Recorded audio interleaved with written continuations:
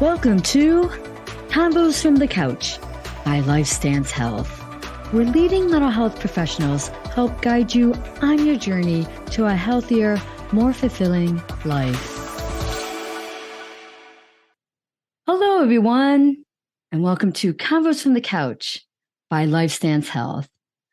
I'm Nikki Lienza, and on today's episode, I'll be talking with Sarah Beadle, a clinician from one of our Columbus, Ohio offices, and we'll be talking about how traumatic experiences affect the brain.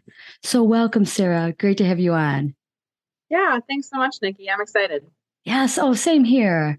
I'm really glad we're having this conversation today because studies show that traumatic experiences can really affect the brain in so many ways, even to the point of actually changing the brain. So I'm looking forward to you sharing your knowledge on this topic. Yeah. So let's dive in. Tell us a little bit about yourself. Sure. So I originally grew up in Northeast Ohio. So about where you are at right now is where I grew up. You got it. And I moved to Columbus in order to go to the Ohio State University for school. Love that you put the Ohio State University, of course, right? Got to put that there. What kind of alumni would I be? But there I earned both a bachelor's degree in neuroscience as well as getting my master's degree in social work. When I was in that program at Ohio State, I started interning at what was formerly Nemeth Counseling, but that is now a branch of Lifestance Health in Hilliard, Ohio. And there I've been working for the past few years as a full-time outpatient therapist. In my work, I typically work with people who have experienced trauma and tend to specialize and have a real passion for working with teenagers and young adults. I guess about me outside of work, in my free time, I play volleyball twice a week. Nice. And I really just like to spend as much time with my friends and family as I can. So, which is very important for sure. Yeah, so for sure.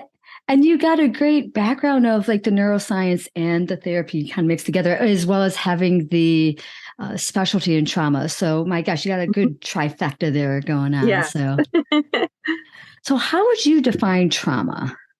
Yeah, I think trauma can be defined in, a lot of different ways. It's something that's talked about a lot more, which is great. But generally, trauma is a response to some type of negative event or experience. We know that there are three different types of trauma. There's more acute trauma, which results from like a single incident, something like, being in an accident or something like that. Then there's chronic trauma, which is more of a repeated and prolonged exposure, something like domestic violence or even being a part of a war. And then lastly, there's complex trauma, which is exposure to more varied, multiple traumatic events. These events are often more invasive. They're more of a personal nature, something like child abuse or physical, emotional, sexual abuse, something like that. Really, no matter what type of trauma, we immediately see symptoms such as like shock and denial. Those things are pretty typical.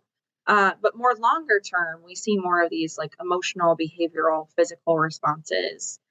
Things like confusion, anger, fear, guilt and shame, symptoms of anxiety and depression, flashbacks, difficulty concentrating, withdrawal from friends and family, fatigue, insomnia, the list can continue, right?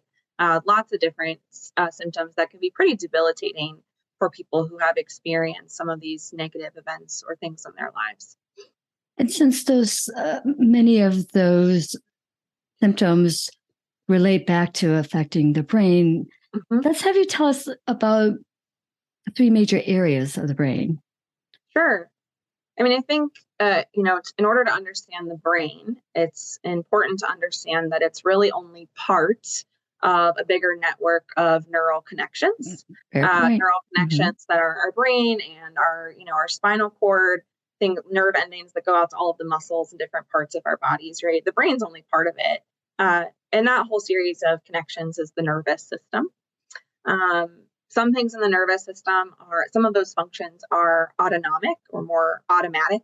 Things like breathing or heart beating, right? I'm not sitting here talking to you, telling my heart to beat. Right. And it's just doing it. And then some things are more somatic or voluntary. something like talking to you right now. My brain is cueing my lips and my lungs to do that. That's more of like the voluntary functions of our brains, and just our nervous system in general.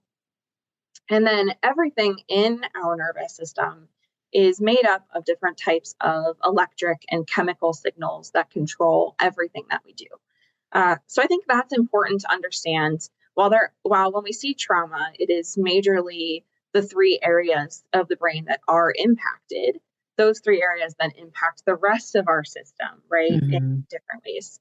But to answer your question, those three areas are the amygdala, the hippocampus, and the prefrontal cortex, or what is sometimes just referred to as the PFC. And we know that it's these three areas because studies doing brain imaging, things like functional MRIs, have shown that there's a difference in these areas in people that have experienced trauma or have some of these trauma symptoms versus people who haven't or don't have those symptoms. So what do these areas look like when they're functioning healthy? Yeah. So the amygdala is responsible for our survival response in our body. It is the area of our brain and of our nervous system that senses danger. And when it senses danger, it signals our brain to pump stress hormones. Stress hormones like cortisol and adrenaline. And again, this activates that survival response. That survival response is made up of what we call the 4 Fs, which is fight, flight, freeze, and fawn. And how I typically describe this, like my clients in therapy, is this survival response dates back to like our earliest days of humans, right? When I was maybe leaving my area, I would go look for food. I might run into like a lion, right? And that lion would scare me, and so my amygdala would become activated. And it would tell me that I either need to run away, right? I would need to flight. I would need to fight it off in some way, fight, or I would need to freeze. I would need to hide from the lion, play dead, something like that.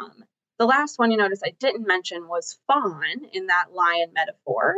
And that's because this is sort of more newly recognized by researchers as a response to something more related to some type of abuse or neglect. It is what we see with people when they kind of fawn over, perpetrators to try to keep things calm, right? To keep things less dangerous and more safe. What's important, right? I brought up that sort of autonomic versus somatic is because this is all an automatic response, right? If I were to see a lion, or now what is maybe, stressors at work that I perceive as fear of a lion, right? It's kind of the same thing. We make those associations. We have those automatic responses to go into that survival response. And that serves us well, right? That's why we're here today as a human species. The next area, the hippocampus, is more responsible for learning and memory. This is where we consolidate and create memory. And it's also responsible for differentiating between the past and the present. And then lastly, we have the prefrontal cortex. And when most people think of the brain or the mind or kind of our cognition that makes us human, this is where, that resides. This is the area that houses our cognition and is the most evolved part of our brains or of our nervous systems. This area is responsible for planning, complex cognitive behavior. It's where our personality is expressed. It's where we make decisions. It's where we moderate our social behavior. It's where our attention is influenced. And it's also where a lot of our impulses are inhibited.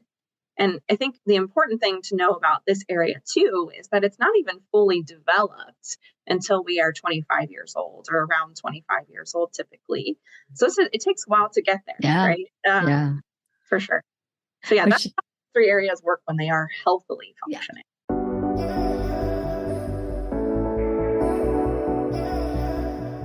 So then how does trauma affect these areas? Sure. A little different for each. So the big idea is that trauma disrupts the healthy connectivity in our brain which then disrupts our healthy connectivity in our spinal cord, our whole nervous system. Um, what we see with the amygdala, specifically the housing of that survival response, is it becomes hyperactivated, or activity in that area actually increases. And what this causes is an increased perception of danger. And it becomes a lot more difficult to think rationally. We become much more anxious. And again, we are stuck in a near constant state of like a survival response. So adrenaline and cortisol are much higher in our systems in general. This can have a lot of, impacts on our mental health, things like PTSD and anxiety. But it also can impact our physical health too. High cortisol levels are associated with things like heart disease or diabetes as well. So while the amygdala activity increases, we actually see a shrinkage in size of the hippocampus and the prefrontal cortex. And as both of these areas shrink, what we see with the hippocampus specifically is sort of like these lost and confused memories that we see with a lot of patients that have, trauma. Things like flashbacks tend to happen, and they start to live in more of the past. The past sort of starts to feel more like the present. And then with that prefrontal cortex shrinking, it reduces our ability to regulate top down. And basically that regulation top down, what that means is, with our prefrontal cortex working healthily, it is regulating, it is telling the rest of our body, how we want to make decisions, how we want to express our personality, how we want to manage our behaviors. When that isn't able to regulate the rest of our system because it's shrinking and not working as well, more primitive brain circuits start to take over. And those primitive brain circuits are more things like our amygdala, right? So it increases even more. Yeah. And even parts of like our brainstem and just other areas of the brain. So more negative emotions take over. Again, we maybe have a harder time inhibiting our impulses. We have a harder time with social interactions, just expressing who we are in general. And all of this, the damage or like the shrinking of the prefrontal cortex can be particularly hurtful when trauma takes place during periods of development. Said, that's not even fully developed until we are 25 years old. Right. Now, my understanding, the role of the amygdala in trauma triggers for people. For example, if someone was in a house fire and maybe they're hanging around with some friends around a campfire, and maybe the smell of the campfire maybe triggers them back to when they were trapped in the house fire. My understanding it's the amygdala is like, alarm system going off. Oh, we're right back to where we were when we were trapped. Is that your understanding of how the amygdala works and the trauma triggers? Absolutely, right. And I think it's the amygdala is doing that, right? It's perceiving that as a threat, and it's just, a bonfire with some friends. Right. But the hippocampus is also maybe confusing some of those memories. And the prefrontal cortex, which is maybe kind of our system of checks and balances in our brain, isn't working properly either. So it's not able to kind of logically say, hey, amygdala, hey, survival response, we are okay. Right. So it's a combination of all three of those things. But that's a great example of that. And so we know trauma affects the brain and can obviously change it. And so how does one, I know there's a very trendy term, neuroplasticity. And so, I think this would be a great time for you to tell us more about neuroplasticity and that change of the brain and things like that. Yeah, I think you can't have this conversation without thinking about neuroplasticity, because otherwise it is just super depressing and super upsetting, right? Neuroplasticity is like our big word of hope here. Yes, I love that. Right. Yeah. Right. So, experts previously believed that after a given point in our lives, our brain could no longer change or develop further. And thankfully, now we know that this isn't true. Neuroplasticity is our brain's ability to restructure or rewire itself when it really recognizes the need to do so. So we can continue to develop and change throughout our lifetimes, which again is our big hope in all of this. With time and patience, challenging yourself, experiencing new things, having an open mind, we can actually change and build new connections in our brains. Some of like the easiest ways that we see this happen is something like learning a new language or playing music or playing a new video game. Right. We're exposed to new things, which tells our brain, oh, wow, we have this new information. Let's incorporate it and connect in new ways. And so what I also hear you saying is that you can teach an old dog new tricks, that the brain Sure can change, yes. right? That's a very simplified way of putting it. But I mean, so that does bring in the idea of hope. Right? Yeah.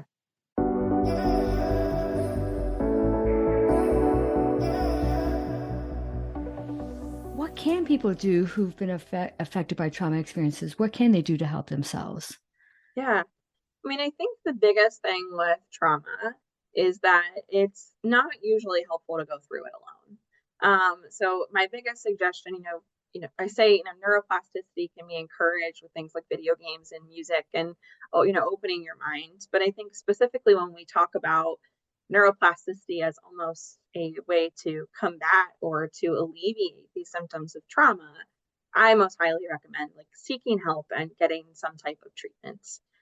Things like cognitive behavioral therapy, mindfulness, medication, things like EMDR, especially all those things can help us, really activate some of that neuroplasticity in our brains, which helps us heal. And trauma treatment can help patients feel, so much more safe. They feel heard, they feel validated, they feel understood.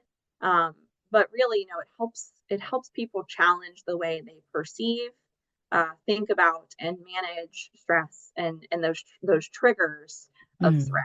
Right. So we are, trauma treatment can help us use neuroplasticity to lower the activation in the amygdala, to increase the size of the hippocampus and the prefrontal cortex, and all of a sudden our brain is functioning, much more healthily again. Mm-hmm. Any other takeaways you'd like to share with us? I mean, I think the biggest thing is, I think, trauma and, PTSD, the kind of like the bigger diagnosis related to trauma, all of those things have become a lot more or a lot less stigmatized, which is awesome. But I think information on the fact that this is truly impacting and changing the way our brains work, right? This isn't something made up. You're not making it up. And so I think, I think this insight can be really helpful to clinicians, but also really helpful to people who are experiencing this themselves. So I think, educating yourself, and hopefully this provided some education and some better understanding. But I think biggest takeaway, again, is just that there is so much hope. I think a lot of people who feel like they've been through something traumatic feel like they're just kind of stuck that way. And that's not at all true. That's a symptom of what you have experienced.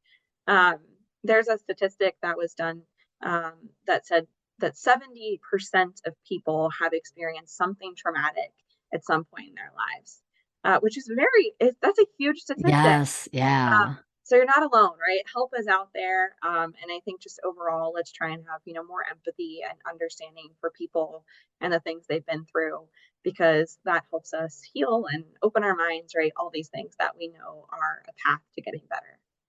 Oh my gosh, Sarah, thank you. This was a wealth of knowledge you shared on this topic. And I think for sure any of our listeners listening will be like, wow, I didn't realize how pervasive trauma is in affecting our society with 70%, and that there is hope. And so thank you again for everything you shared during our episode today.